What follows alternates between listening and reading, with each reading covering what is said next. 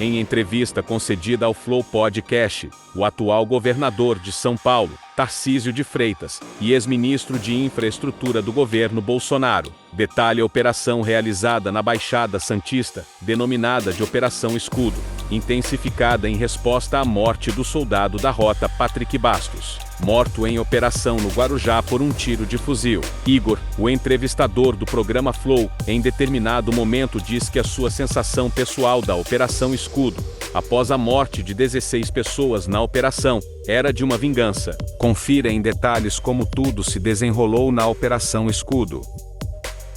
Recentemente, eu até te falei, acho que antes de entrar no ar, que das outras vezes que a gente marcou, você não pôde vir porque você teve que fazer essas coisas de governador. E eu achei por um momento que você não ia conseguir vir de novo por conta dessa parada que estava acontecendo lá no Guarujá. Que foi um policial da Rota que morreu, Patrick, eu acho o nome dele. Patrick Reis. Né, no dia 27 do mês passado. E aí aconteceu a Operação Escudo, né? Que meio que... a sensação que eu tenho, não sou da polícia, não faço parte da inteligência, nada disso aí não, mas a sensação que eu tenho é uma vingança. O que é a Operação Escudo, cara? Não, na verdade não tem vingança, assim, e quando eu tenho feito a defesa da operação, eu faço isso com a convicção de quem está acompanhando muito de perto e quem tem um nível de informação que as pessoas não têm. Exato. Inclusive de inteligência. Você sabe que, por exemplo, quando você estava falando de levar a Cracolândia para o Bom Retiro, na minha cabeça era assim, estão falando só de tirar daqui por aqui e não tem nenhuma razão prática para isso, mas você acabou de me falar algumas, né? Talvez seja a mesma coisa o lance da Operação Escudo. A gente tem que entender o contexto da Baixada Santista lá. Bom, então vamos lá. Desde o início do ano, a gente vem sofrendo bastante com a questão segurança na Baixada Santista. Mas não é um problema que começou agora, é uma deterioração que vem de muito tempo. E, na verdade, você tem uma instalação do crime organizado na Baixada Santista. Tem uma razão para isso acontecer. Qual é? Porto de Santos, que acabou virando um grande entreposto do comércio internacional de droga. Muita droga sai pelo Porto de Santos. Hoje é o local que mais exporta droga, mais manda droga para a Europa, para países asiáticos, né? Então, ali virou um problema. Como esse é um grande entreposto comercial, a criminalidade se fixou na Baixada. Sim. Esse é um problema. No início do ano, a gente começou a ter vandalização de composições ferroviárias. Tá. Nós temos 1/3 da carga movimentada. Para roubar? Às vezes para roubar e às vezes para vandalizar mesmo. Tá. Por quê? Porque houve uma troca de segurança por parte das empresas ferroviárias. E, de certa forma, quem prestava o serviço de segurança estava conectado com o crime. Tá. E aí a resposta, se não contratar a minha segurança, vocês vão se dar mal. E as empresas não estão fazendo isso, elas não estão cedendo esse tipo de chantagem. Mas o que está acontecendo? 5, 6, 7 vandalizações de composição por dia. Nossa! O que isso significa? A gente está falando de prejuízo aí a essa altura do campeonato de 400 milhões de reais. Ou seja, isso drena a competitividade do porto. Então, o cara que corta uma mangueira, para uma composição inteira, abre as escotilhas e o cara vai roubar soja. Então, eu tenho trader de soja que não tem um pé plantado. E o cara está negociando soja no mercado. O cara vai roubar combustível. E quando o cara não rouba nada, ele bota fogo na composição. E aí paralisa a operação. E esse negócio é bem encadeado, né? Tempo de viagem, quando que eu libero uma composição. Isso aí vai influenciar a logística no Mato Grosso, que é de onde as composições estão sendo liberadas. Então é um problema.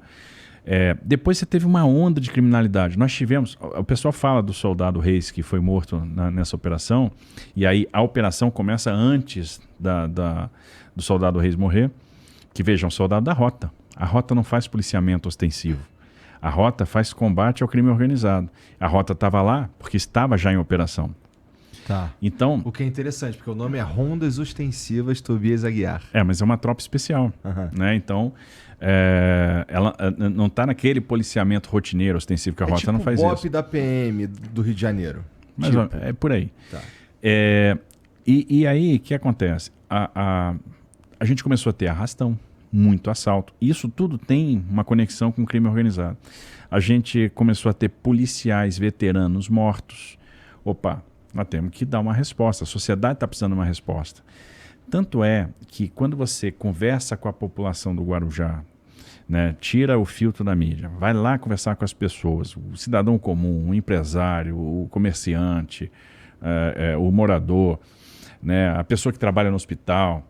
Eu tive essa curiosidade. O apoio popular à operação é muito grande, que as pessoas não aguentam mais o crime, não aguentam mais ser escravizadas pelo crime. Então nós tivemos policiais mortos, policiais veteranos, né? Então montamos uma operação que era uma operação abafo, uma operação asfixia, para tentar, por meio da inteligência, detectar pontos de armazenamento de droga, fazer a prisão de traficantes, liderança do crime organizado, e começamos. Na operação, num determinado dia, que foi o dia 27, a operação começou dia 23, saindo do túnel da Vila Zilda, nós tivemos, você sai do túnel, tem uma árvore frondosa aqui que era um ponto de espera do crime. E esses caras, 3 caras, atiraram contra a viatura da rota que entrou inadvertidamente numa rua sem saída.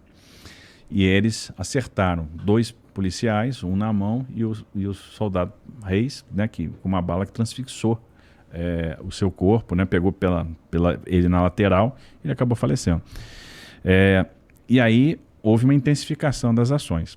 Quando falam, nós tivemos 16 mortos na operação, a gente não quer o confronto, ninguém quer o confronto, isso aí só traz problemas, só traz dor, etc. Mas a gente tem que entender como foram esses confrontos. Não foi assim, os caras entraram e mataram 16, não. Um dia teve um confronto com um grupo, num determinado local, morreu 1. Outro dia morreram 2. No outro confronto morreram 3. No outro dia morreu 1. Cada confronto tem uma história. Por exemplo, quando saem os nomes das pessoas, e até alguns jornais, alguns veículos deram a ficha criminal dos sujeitos que morreram, às vezes a pessoa não qualifica. O cara não vai falar que o Fábio Oliveira, o Barrabás, que era o líder do PCC na Baixada Santista. Esse foi um dos caras que foi a óbito em confronto com a polícia. Quando você fez a operação de asfixia no Guarujá, qual foi a ideia dos caras? Bom, vamos fazer então um ataque em Santos para ver se eles deslocam o efetivo do Guarujá para Santos. Não fizemos isso. Nós fizemos, botamos mais efetivo em Santos e mantivemos o efetivo do Guarujá.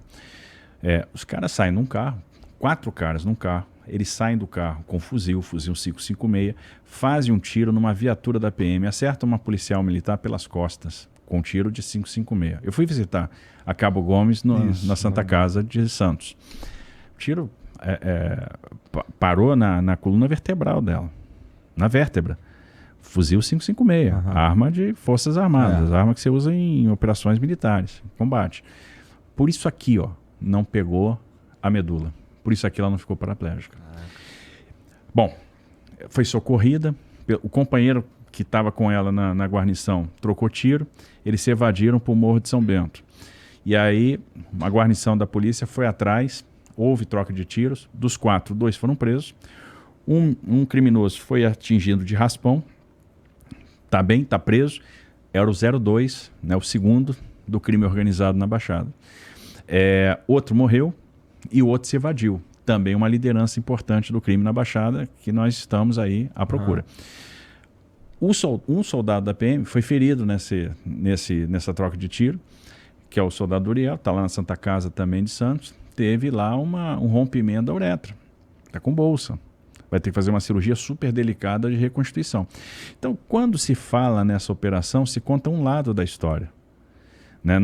A gente tem que entender o seguinte, está se enfrentando lá o que tem de pior, que é o crime organizado que se estabeleceu lá por uma série de razões históricas, por uma série de razões de abandono, né? Por uma questão geográfica, pela proximidade do porto. Então o crime vem tendo liberdade de manobra lá há algum tempo e está sendo enfrentado, porque o crime tem que ser enfrentado, infelizmente. A gente não pode deixar a população eternamente à deriva, ou então faz o seguinte, não, eu não estou vendo porque o confronto é ruim, tá vendo o negócio ali, mas eu vou virar para cá, não, né, porque o confronto vai me comprometer, puxa, a opinião pública vai ficar contra mim, a mídia vai me dar porrada, eu vou apanhar porque teve um confronto e aconteceu um problema. Se isso acontecer, esse negócio vai ficar cada vez maior, cada vez maior, cada vez maior. a infiltração no poder vai ser cada vez maior e a gente vai perder a guerra, né? A gente vai corroer a sociedade. Então isso não pode acontecer, porque nós temos um Estado que produz. Quanto o tráfico de drogas drena de oportunidades no centro da cidade de São Paulo? Quanto é que custa a Cracolândia? Ela já custou mais de 100 mil empregos. Só no ano passado, 20 mil postos de trabalho foram fechados. Tem uma repercussão econômica. Quantos empresários estão quebrando por causa da Cracolândia? Quantos pais de família estão perdendo a oportunidade? Quantos comércios estão fechando? A gente tem um centro bonito que está degradando, porque o tráfico de drogas está lá, está ativo. E essa atividade gera muito dinheiro. Então a gente tem que fazer alguma coisa. O Estado, a sociedade tem que fazer alguma coisa. Porque senão a gente vai deixar o narcotráfico crescer indefinidamente. Alguns países enfrentaram e venceram. A Colômbia mudou completamente, enfrentando o cartel de Medellín, né, com uma série de ações.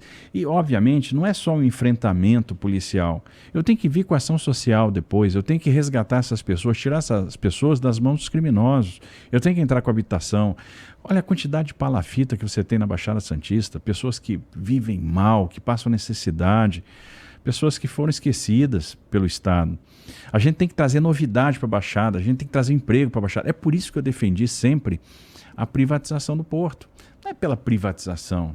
Aliás, a privatização do porto, em tese, assim, é uma concessão, não é uma privatização, porque você não vende o ativo portuário. O ativo continua sendo do Estado. Você concede a gestão no condomínio portuário para um grupo privado. Agora, qual é a novidade disso? São 20 bi de investimentos que você mobiliza em pouco tempo. É o aproveitamento do fundo do canal, é o resgate de todo o parque industrial de Cubatão com uma nova indústria, uma indústria verde, é a geração de oportunidade. Aí você começa a pensar em transformação social, por meio do emprego, por meio do trabalho, por meio do capital. Aí vem a segurança, aí você cria um ambiente diferente, porque do contrário, o ecossistema que está criado lá é de degradação. E era necessário fazer esse enfrentamento do crime, né? Que não é um enfrentamento que a gente quer. Não é uma coisa que você fica tranquilo. Né? É uma coisa que traz preocupação, traz desgaste, mobiliza inteligência. Pô, eu não quero meu soldado correndo risco na rua. Não quero. Ninguém quer. Agora, muitas vezes, isso é necessário e as pessoas não valorizam o que nós temos. Porque eu tenho uma polícia extremamente profissional, muito diferente de outras polícias. Eu tenho uma polícia aqui que tem 192 anos, que tem uma formação excepcional. Eu tenho militares muito bem preparados. E eu fui lá falar com a tropa. O que eu vi? Uma tropa descontrolada, com raiva, querendo vingança? Não. Eu vi uma tropa serena, sabendo o que estava fazendo. Então, com incursões profissionais. E isso me dava muita tranquilidade como governador. Eu tenho um time lá que é profissional, que sabe o que está fazendo. O que você achou da resposta do governador Tarcísio de Freitas? Foi vingança ou combate ao crime organizado? Deixe seu comentário, curta e nos siga para mais conteúdos. Tenha um excelente dia. Obrigado por assistir.